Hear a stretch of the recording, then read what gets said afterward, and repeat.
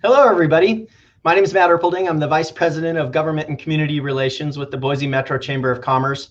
And today we are on part 4 of our 4-part series called Be Voting, which is sponsored by the Boise Young Professionals. They were the ones who initiated this idea as a way to improve civic engagement and teach people about the different levels of government as we move into the upcoming election. This event would not be possible if it wasn't for our sponsors. I'd like to thank Micron and AT&T for sponsoring this event, and also thank our media partner, the Idaho Statesman. Today we'll be joined by Scott McIntosh, Sarah Baker, and Paul Woods to have this conversation about the Ada County Highway District, a really critical countywide district that essentially is responsible for all of our roads in our county. But before we get to that, I'd like to first thank the Boise Young Professionals. The Boise Young Professionals are so innovative in their ideas and the things that they bring to the table. And I'd also like to thank AT&T for being our premier sponsor. And before we get started, we're going to have a quick commercial from AT&T. As business moves forward, we're all changing the way things get done. Like how we redefine collaboration, how we come up with new ways to serve our customers and deliver our products. This one is cheddar. It's delicious. Oh, you look so healthy. But no matter how things change, one thing never will. You can rely on the people and the network of AT&T to help keep your business connected.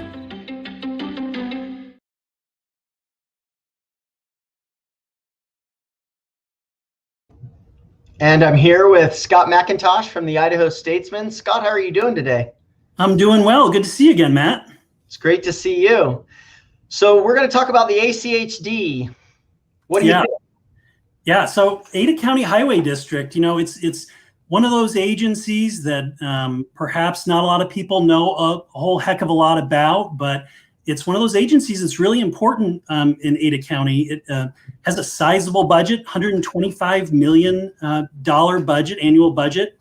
It manages 2,100 miles of roads, 5,000 lane miles of roads in Ada County, and basically manages all of the roads in Ada County that are local roads, not counting state and federal highways, but local roads and in individual cities. So all of the roads within the city of Boise, all the roads within the city of Meridian, are controlled by the Ada County Highway District.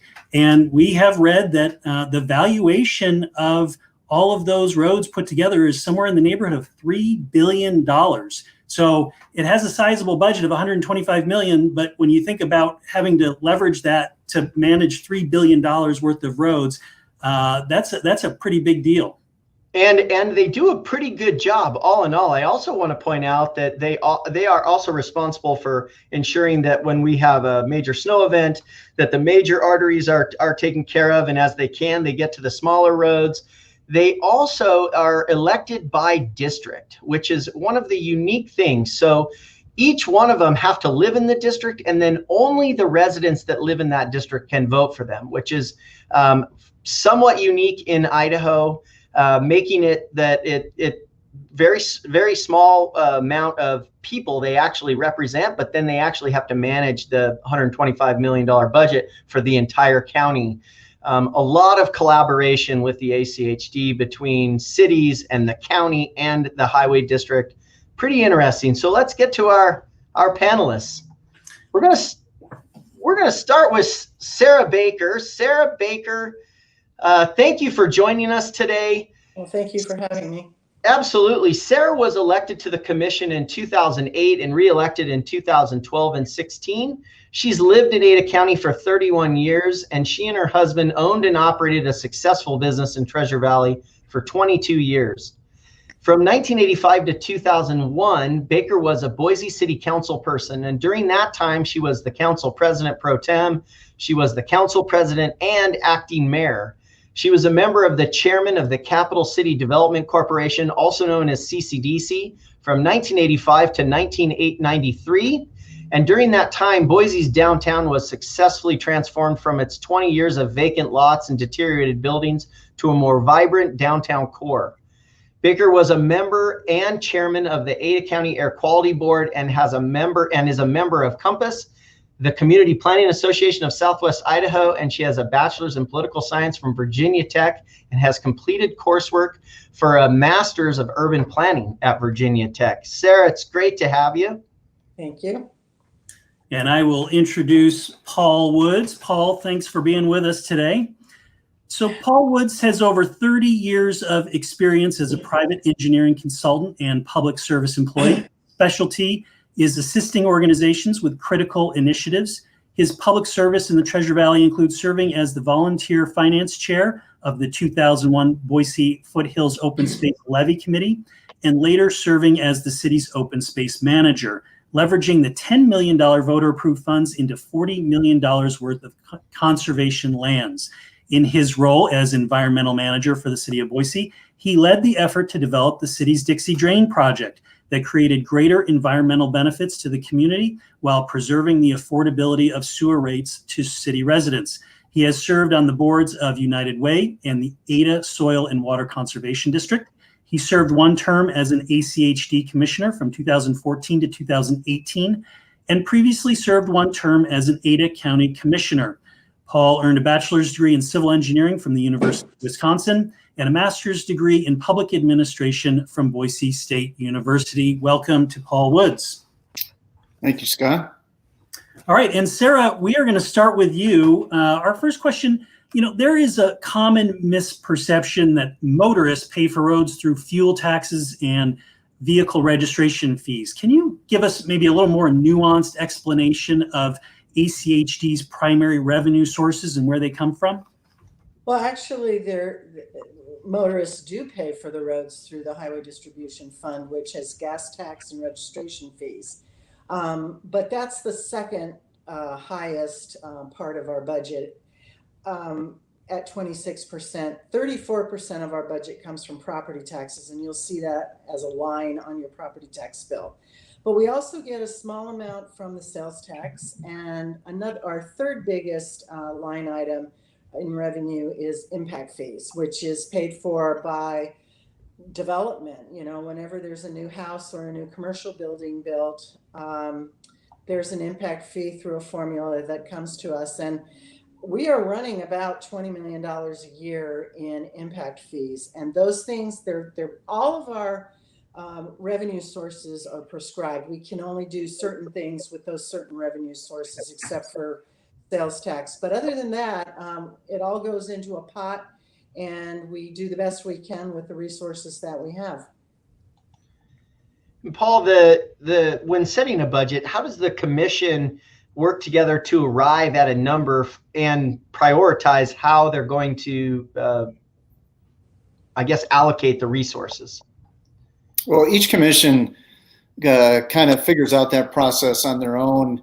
There's nothing that's prescribed. It's just among the commissioners. But, usually it starts in about February. So new commissioners, will take office in January, and you get about 60 days of experience. And then you get into a budget process that really plays out over about 3 or 4 months. And it's a process of both agreeing on revenue targets. So as Sarah pointed out, it's kind of projecting how much revenue you're anticipating to get from gas tax, how much revenue you're anticipating to get through sales tax, revenue sharing, through registration fees. And then you have property tax, which is something that basically you have more control over. And so you're looking at how much revenue there is, and then you're looking at the obligations or the expenses of the organization. And, there tends to be an emphasis with starting out with, those essential functions of the organization, like maintenance, like operating the street lights, like, striping, the roadways, like doing street sweeping, chip sealing, those kinds of things that are essential. And sort of then I would say gets to the part where it comes down to the capital improvement projects, and you have capital maintenance, but then you also have capital projects that expand the capacity of the system. And so there's a component of that pays for impact fees, that are paid by impact fees. So if you're going to widen an intersection, widen a road, that new lane, that new capacity, that's the obligation of impact fees, but then the lanes that were already there that get repaired, that's the obligation of the entire, rate base. And so, when you're setting a budget, you can't, say, well, we're going to do 3/4 of this project, right? You got to be able to pay for the whole project. And so, different capital projects get reprioritized towards the end. But, at the end of the day, it is a lengthy process where, every line item of expense, at least my experience, has gone over and justified and, results in, $125 million budget. And again, that's a tall task for the public to get in and review and comment on. But, the district is always trying to improve on transparency and making sure that all that information is available to folks. Following up on that question, the impact fee concept is something that I think a lot of folks wrestle with. ACHD charges impact fees for new development to improve roads, widen roads, and maintain an acceptable amount of lane availability during rush hour traffic and everything else. But as new development pushes into areas like Kuna and Eagle, which is likely to increase traffic, that's likely to increase traffic more so than an infill project in Garden City or in downtown Boise. Talk a little bit about how impact fees are actually created, and is it appropriate to have the same impact fee applied universally across the entire county? And this is for you, Paul. Yeah, well, I've been one that, has questioned that and dug into that. And the conclusion that I reluctantly came to was, yes, I think that is appropriate. And I think, you have to, when we talk about impact fees, there's two different types, right? There's the residential impact fee that's applied to residential construction. And then you have, and that's what's applied countywide. Commercial impact fees for businesses are done on a case-by-case basis. So in Ada County, we have impact fees that are charged to residents that are going to obviously create a certain travel demand. And then also that place of business, whether it's for employment, for shopping, for groceries, for fuel, those are paying impact fees based on the trip generation that they're expected to have. And so, what is from my mindset, you think about, okay, let's go out to a community, whether it's Star, Eagle, Kuna, and try to look at what the impact is of residential development is there. And they tend to have to leave their residence, to go to work in a post-COVID world. I'm not going to try to characterize what that looks like, but, the reality is that those trips tend to leave the community and then come back. And so if you draw a boundary around an area and say, okay, this is where the home is, this is where we're going to restrict the application of those fees to, the reality of it is those impacts are not just confined to that area. And so, looking at sort of that balance of commercial and residential and how it's used, it makes sense, and it does, relate to the whole capital improvement program, which defines where the improvements need to be made. But I know there's a sentiment out there that, look, I paid my fee here and yet it's being, expended way over here. And I would say, it's not fair to look at any one year and make that comparison, because it's meant to fulfill and implement a 20-year capital improvement plan. And so those benefits come around. It may not just be in the year that you pay it. In all likelihood, those benefits won't be realized in some of those far-flung areas until 19 or 20 years from when you pay it. And Matt, can I just pop in for a minute? Impact fees can only be used for new facilities. They can't improve the old ones. So what happens with this, the city of Boise has older areas, is a built out city. Garden City's definitely built out. We would never have the opportunity to be able to use impact fees in those areas. So that's why we went to a countywide area, because quite frankly, people from Boise go to Meridian, people from Meridian go to Boise, Eagle goes to Kuna. I mean, people just don't stay within, a mile or two of their homes. And so that's why we went to a countywide use of impact fees. Well, and that's one of you don't even know where you are half the time as our cities grow together. That's true. I don't know if you're in Meridian or Boise or Garden City, and especially somebody who's just moving here. So you make a great point. Scott. So, Sarah, we mentioned this earlier, but Ada County Highway District is unique in that we believe it's the only countywide highway district, possibly in the country.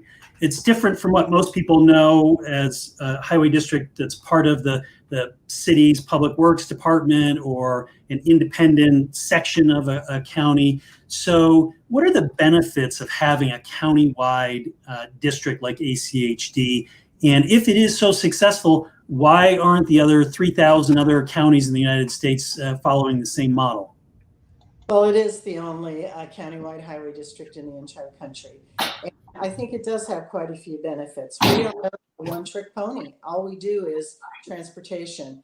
I think one of the reasons why it hasn't been successful, or why it hasn't, even in the state of Idaho, you haven't had people come together, is because of the sinecures. You know, you have all these little highway districts.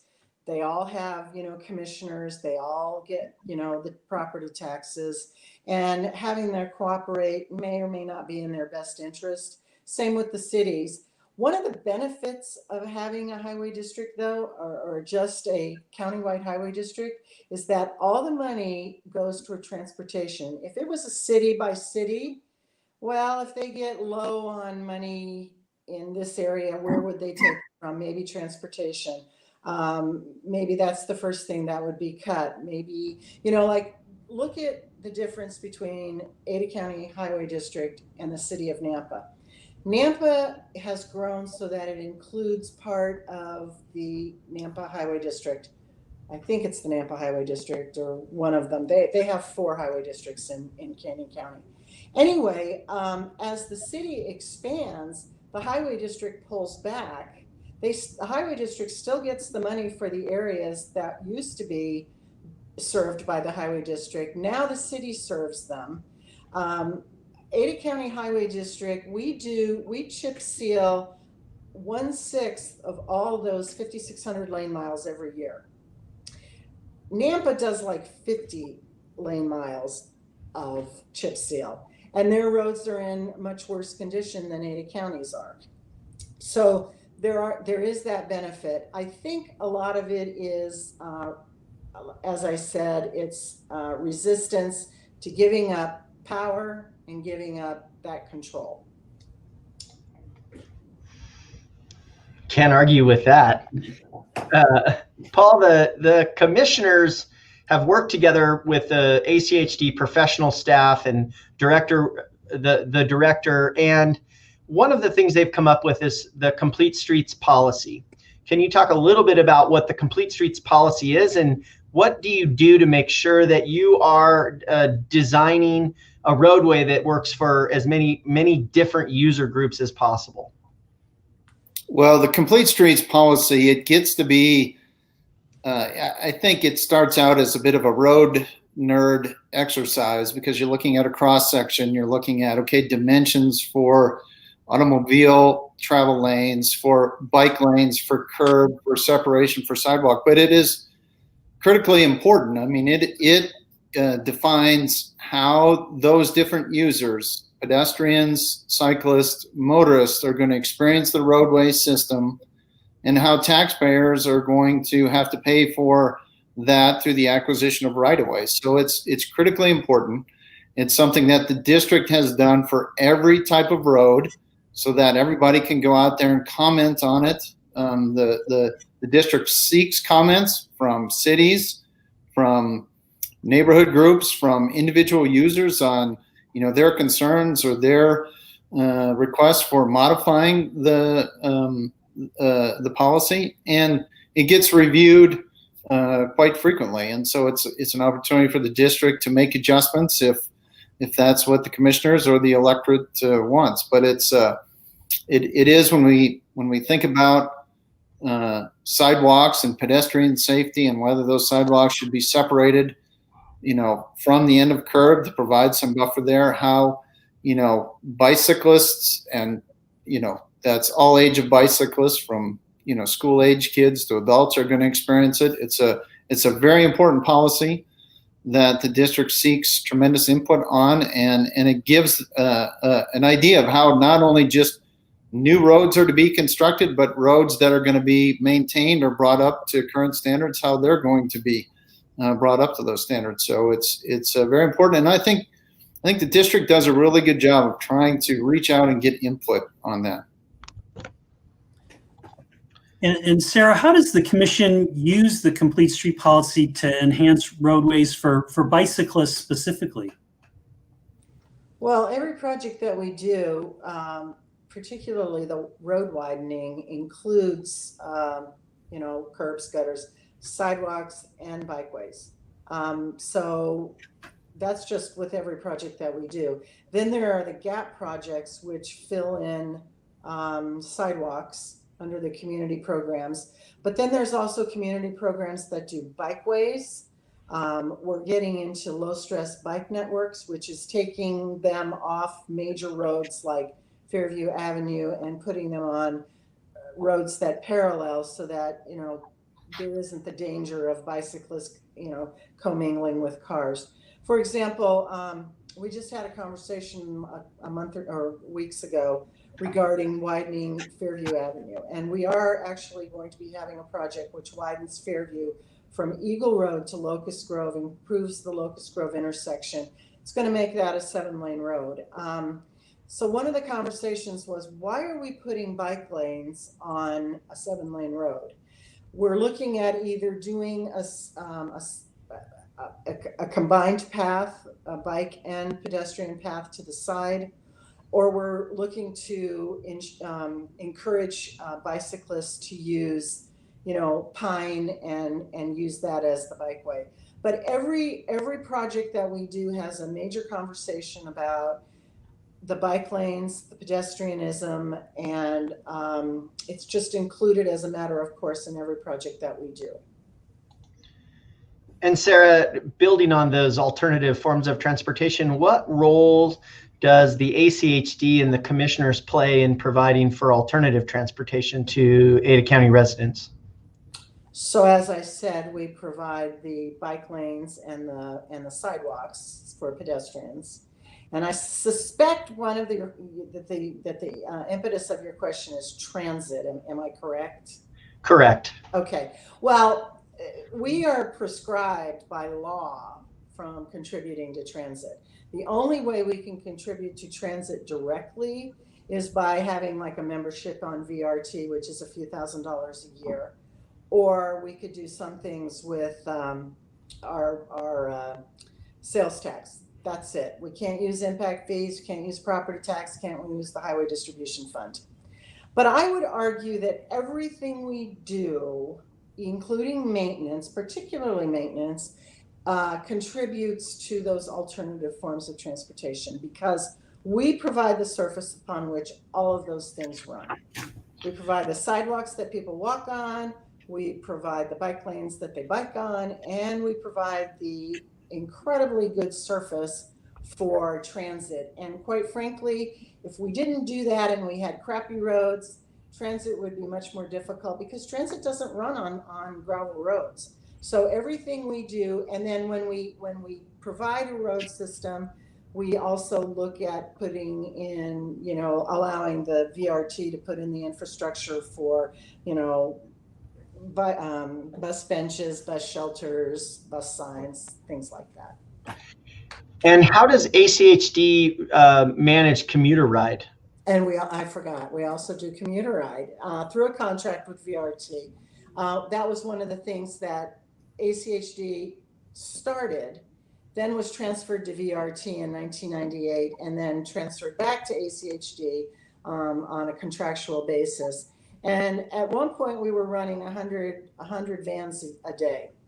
And then with the virus, it went down to 50, and now it's back up to 68. But that goes in and out of the county. People can come from Canyon County or Emmett or Mountain Home into Boise. We have routes, we have full vans, and we just,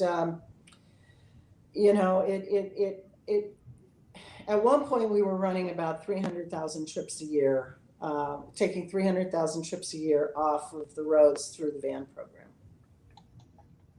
And Paul, I want to talk a little bit about the capital improvement plan. So this is how ACHD organizes its upcoming projects.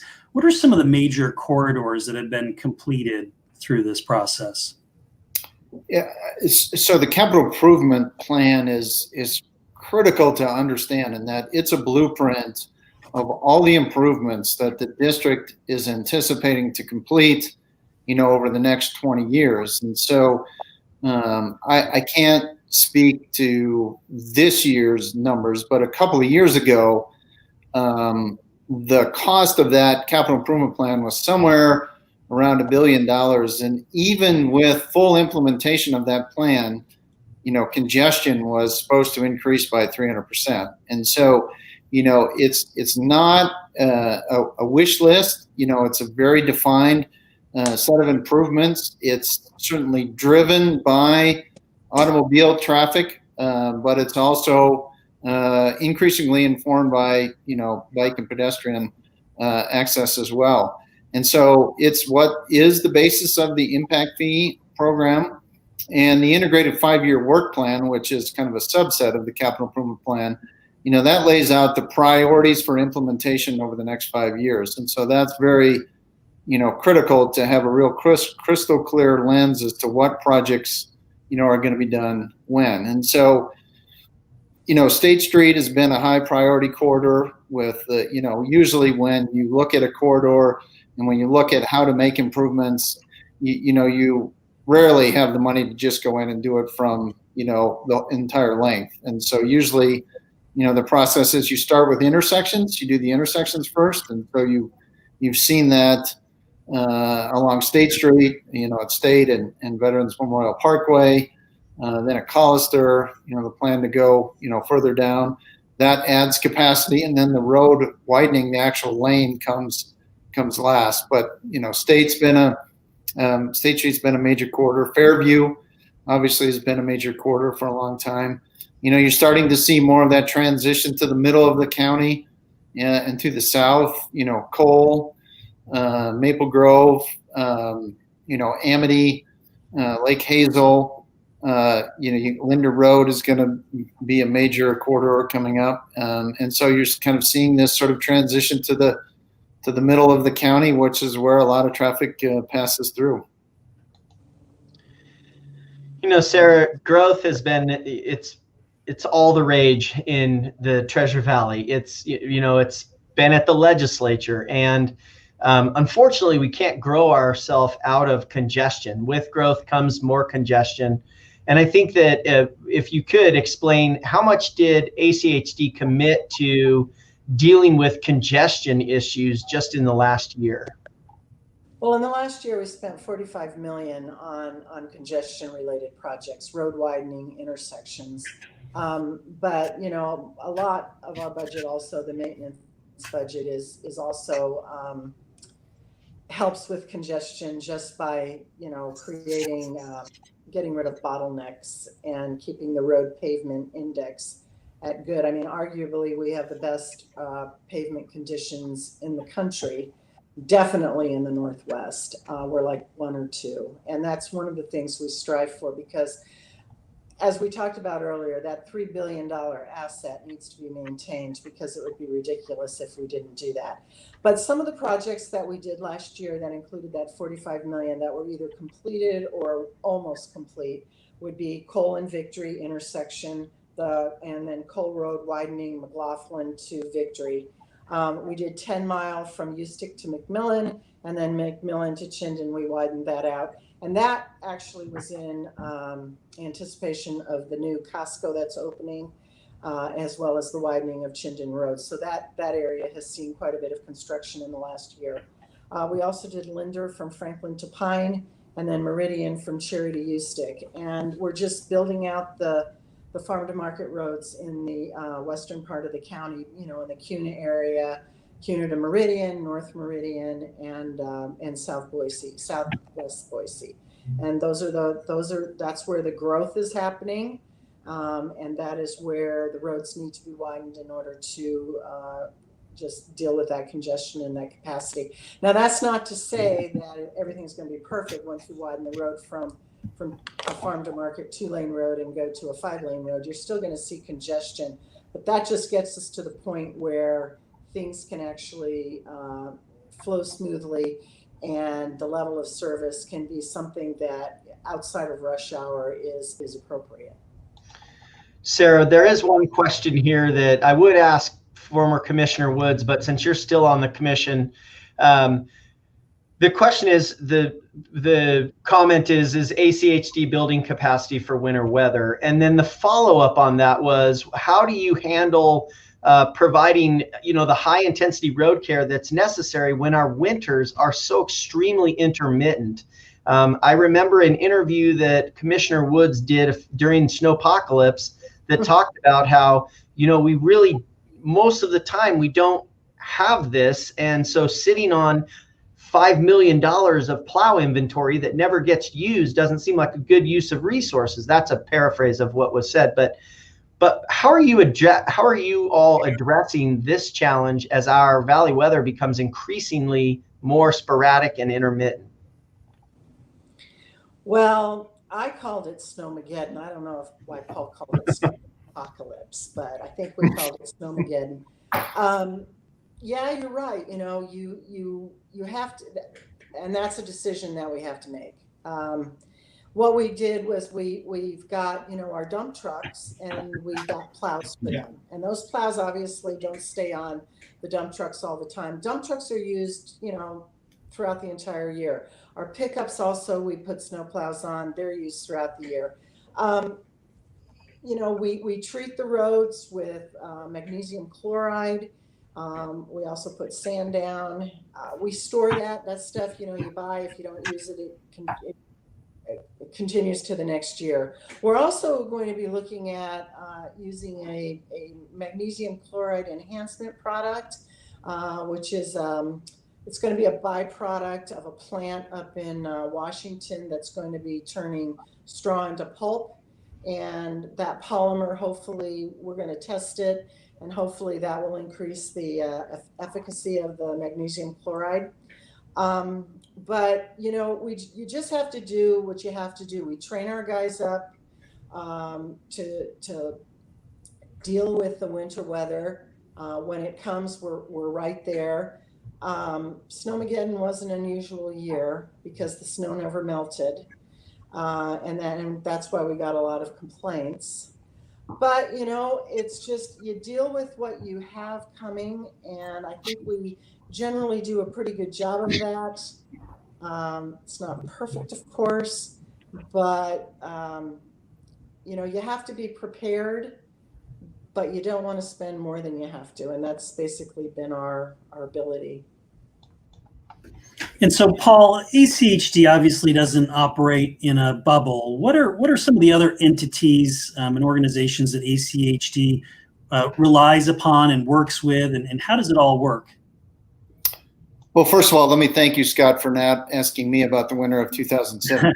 I appreciate that very much. The cities do work in close collaboration with ACHD. They have to.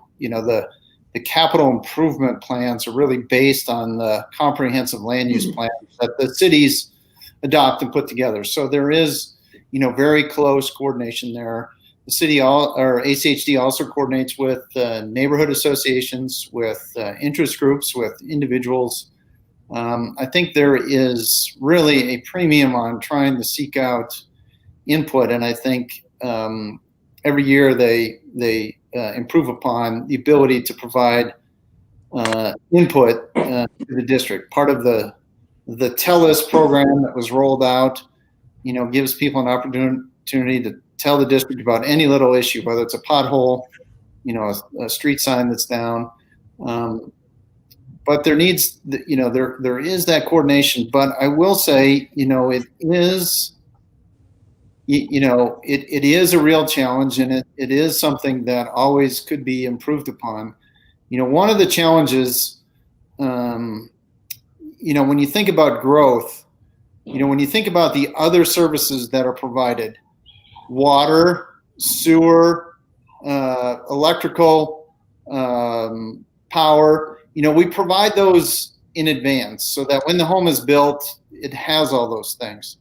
Roads, it's a little different, right? We collect the impact fee, and then it might be 20 years until those road improvements, are made. And so, it's important when we're looking at growth and new developments come up that may be consistent with the city's comprehensive plan.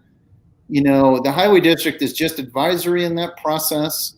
And it's basically saying, yeah, the impacts are going to be mitigated, but there's a timing issue that I think is important for those in elected land use positions, need to understand. And it's a challenge, and I've been there myself. But it has to be, a land use agency can't just throw the whole transportation thing over the fence and saying, well, that's that district's problem. They're really, intertwined, and they have to be closely matched together. There's another comment here. There's another question here from Facebook, and whoever feels comfortable answering it, because it involves the collaboration between the cities and even CCDC, the Urban Renewal Development Agency that the city of Boise has. But can you tell us about the relationship of ACHD with the master plan and vision for the State Street corridor with the city of Boise and CCDC?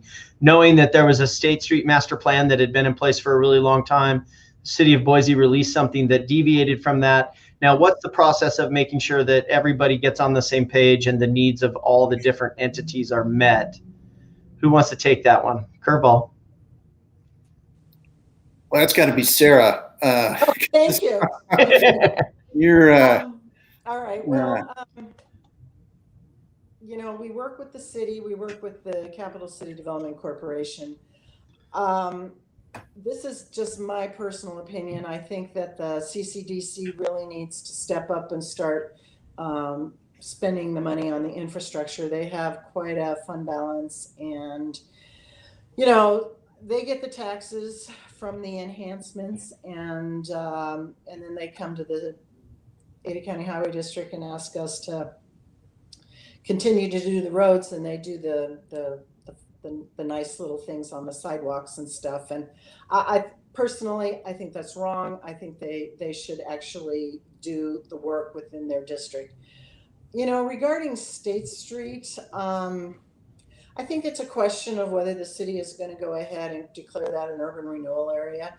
And that's something that'll have to be dealt with at the time. The law has changed recently at the state level that says that, it used to be that an urban renewal district could just be implemented. Now they have to actually ask permission of the highway district, the city, the school district, and the county. And so that'll make it, I think, a little more collaborative. That's the way it was when the urban renewal district law was set up. The tax increment fund was set up back in like 1988 or something like that. Then it was changed. Now it's been changed back. Regarding the planning for State Street, though, I mean, we have had this State Street TTOP, Transit and Traffic Operations Plan, in place since like 2009. And we're implementing it. Collister intersection, State Street and VMP intersection. Next up will be Pierce Park. And, so that was all done in planning and collaboration with Garden City, City of Boise, and VRT. There could have been some, and CCDC. There could have been some others involved as well. So, I mean, we plan collaboratively, and that I'm sure will continue. Okay, if you both had your druthers, what is one thing that you would change about CCDC? And Paul, we'll start with you. You mean ACHD? Yep. Yeah.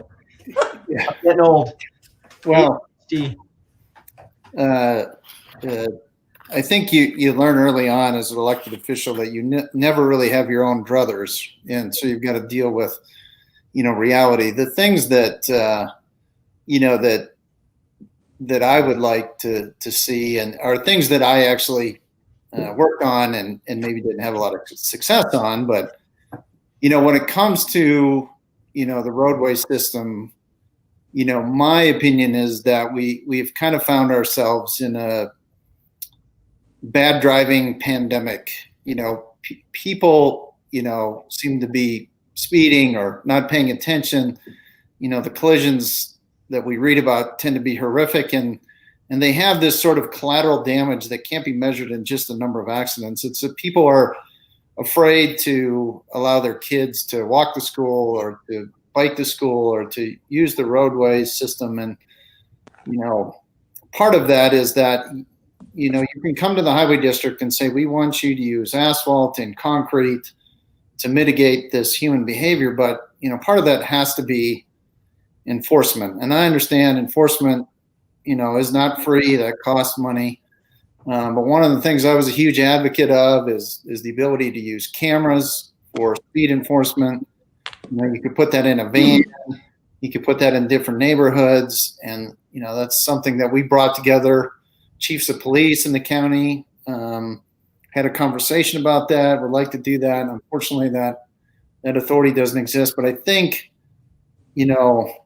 part of what we need to have to make a roadway system safe is, serious enforcement capability. And that's not something the district has. The district has really expensive tools in its toolbox: speed bumps, stop signs, stop lights. I think if we're going to have faith in the safety of our transportation system and utilize it to its maximum extent, we gotta make sure that safety is there. And then if I could just, since I'm still getting to imagine anything, I think that issue of understanding, land use decisions and how that affects the timing of the delivery of capital projects is critically important. And I don't know if that means that there's more of a tie and nexus to the district's advice to cities, when it comes to, look, you can approve this, but the roads are going to take a long time. The example I have from when I was a commission was the new Hawaii High School that the West Ada School District proposed. There were no plans to provide, infrastructure out there, roadway infrastructure, and the approval of that is just sort of, having to upset the apple cart and rebalance priorities. And, there needs to be a mechanism to stick to that, but that's really tough to do. Sarah. Well, I would go along with Paul's enforcement. I think that would be really a good thing to have.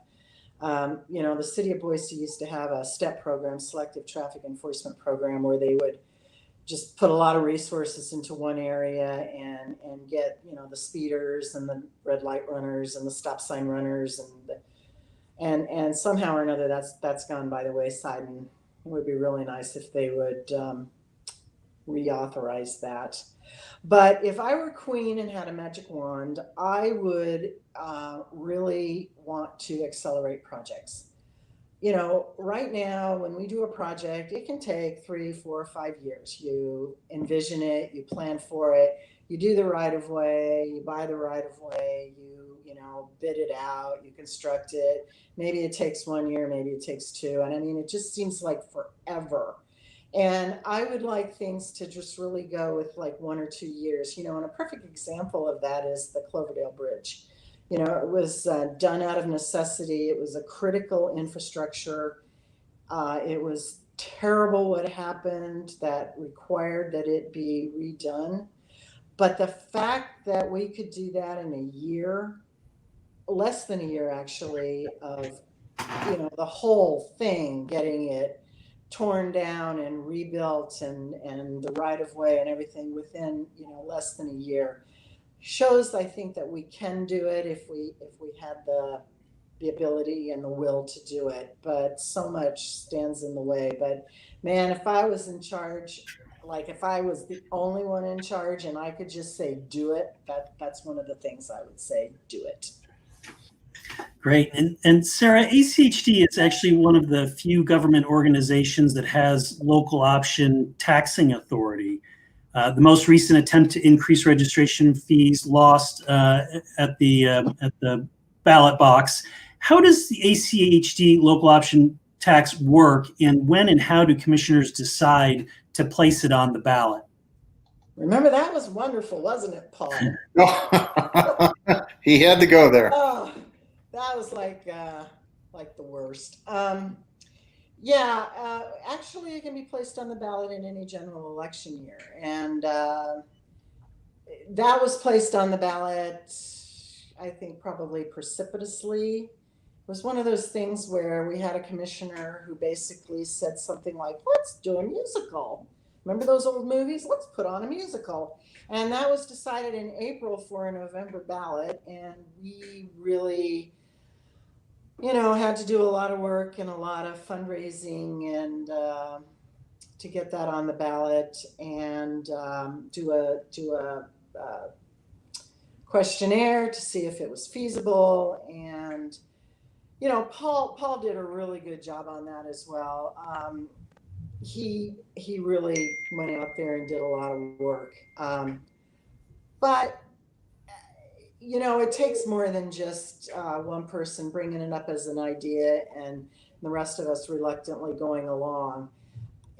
The current registration fee was put into place in 2008, and it will expire in 2028. So within the next 8 years, the commission is going to have to decide to put it on the ballot again, in what format, how much, and then really make a concerted effort to get out there and show how important it is, because it does create quite a bit of money, and that money is used for community projects, safe routes to school, and if it disappears, it will be a really critical missing link in the funding mechanism.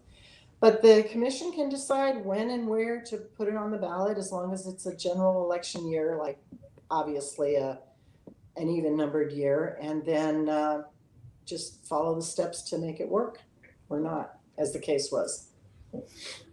Yeah, and if I could add to that, I mean, Sarah did a ton of work on that too, and I think there's a tendency to say, well, if it didn't pass, it failed. I mean, actually, the percentages were pretty close, and it's a tough issue, right? I mean, in many cases, the case needs to be made that something drastic is going to happen, and therefore you need to approve it. Well, with a countywide highway road system that's valued at $3 billion, catastrophes occur, 1,000 little cuts at a time that finally add up to a colossal problem, which was what we were trying to avoid. But that message is tough. But I think the district, got some valuable feedback in that regard. It unearthed some issues that I still think, I can't remember if that 8,000 pound thing ever got resolved or not at the legislature, but it was,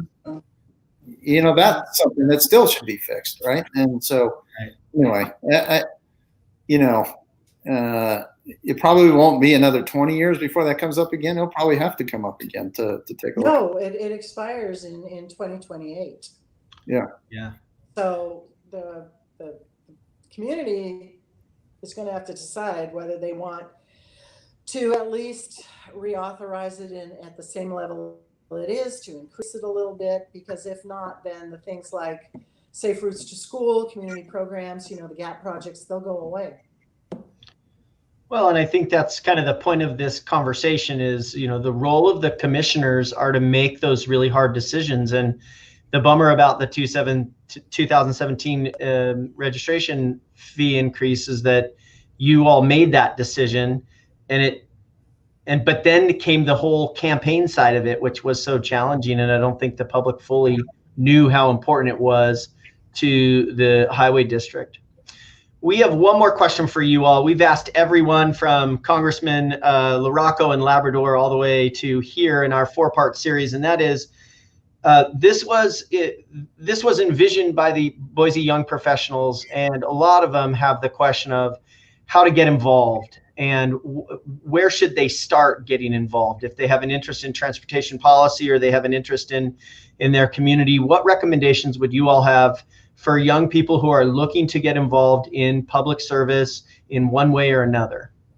And Sarah, we'll start with you. Well, I think they have to have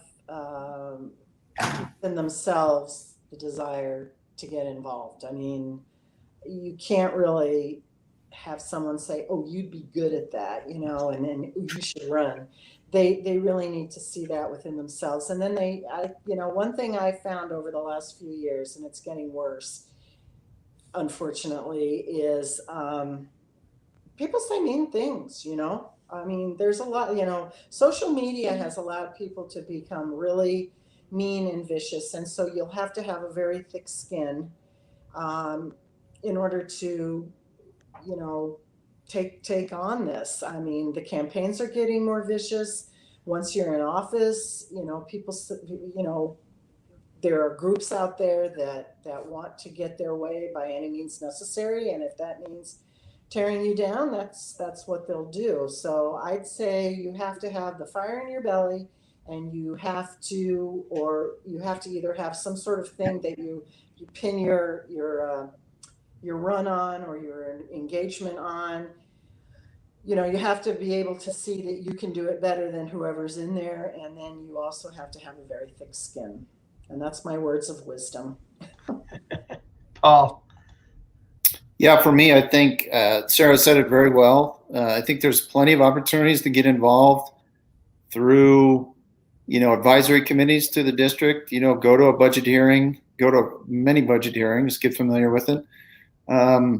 But really understand, you know, what it is you're signing up for. It's not about, you know, cutting ribbons and going to, you know, fancy events. It's a hard job, and you really have to put in the time and really want to have a passion for it. And, you know, there's a lot of ways to understand what you're signing up for in advance by getting involved in some of the other advisory opportunities that are out there. Well, Scott, this has been fun. We did 4 of these. Thank you thanks for committing to do this. And thanks to the Idaho Statesman for being such a great partner and for being willing to engage on civic discussions like this about the makeup of different levels of government. And Paul, Sarah, thank you so much for joining us and bringing us a really in-depth conversation about a complex and important agency that I think a lot of people haven't had the time to really dig in and understand. I'd like to thank our sponsors, Micron for being there with the Boise Young Professionals, and especially for AT&T. AT&T was critical to making this happen, and we are so lucky to have had them come on as the presenting sponsor for the Be Voting series. And last but not least, I want to thank the folks at the Boise Young Professionals for having this vision and for being willing to be flexible as we went away from in-person events and moved into virtual events. It's an honor to work beside you and to have that partnership, and we very much appreciate it. And we are done with this series. Just do this. Remember to vote. Go to idahovotes.gov, G-O-V, if you need any information about voting. And thanks again for tuning in.